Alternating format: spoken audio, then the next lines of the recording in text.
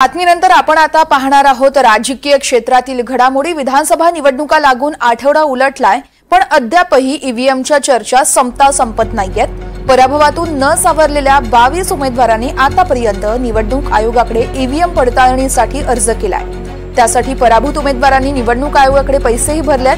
पुणे जिल्ह्यातून ईव्हीएम पडताळणीसाठी 11 पराभूत उमेदवारांनी पैसे भरलेत, तर कर्जत जामखेडमध्ये भाजपचे पराभूत उमेदवार राम शिंदे, नगरचे काँग्रेसचे पराभूत उमेदवार बाळासाहेब थोरात आणि पारनेरमधून शरद पवार गटाच्या उमेदवार राणी लंके यांनी ईव्हीएम पडताळणीची मागणी करत पैसे भरले।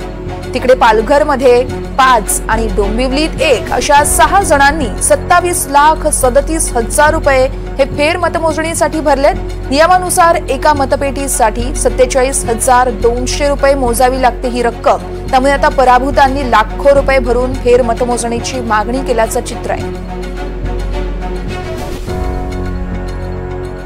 पुणे जिल्ह्यातून 11 पराभूत उमेदवारांनी ईव्हीएम फेरपडताळणीसाठी अर्ज दाखल केला आहे। त्यामध्ये बाळासाहेब थोरात असतील, राणी लंके यांचाही समावेश आहे।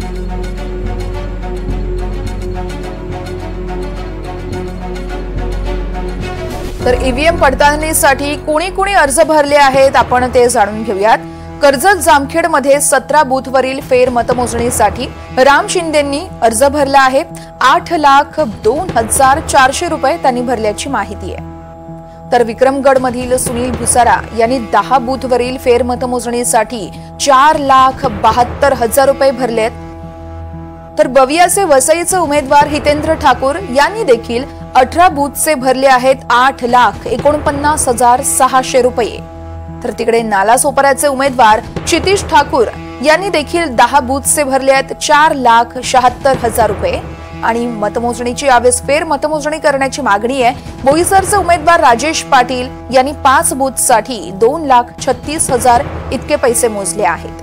तर वसईमध्ये काँग्रेसचे विजय पाटील यांनी 22,65,600 रुपये हे फेर मतमोजणीसाठी भरलेत।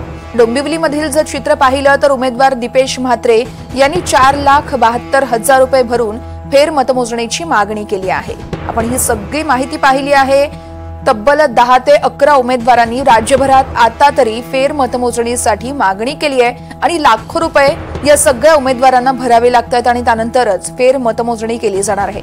दरम्यान फेर मतमोजणीमध्ये नेमकी काय माहिती समोर येते, पुढे कशा पद्धतीनं निकाल दिला जातोय ते बघावं लागेल। पारनेरमधून 18 बूथवरील ईव्हीएम पडताळणीसाठी राणी लंकेंनी तब्बल 8,49,600 रुपये भरल्यात।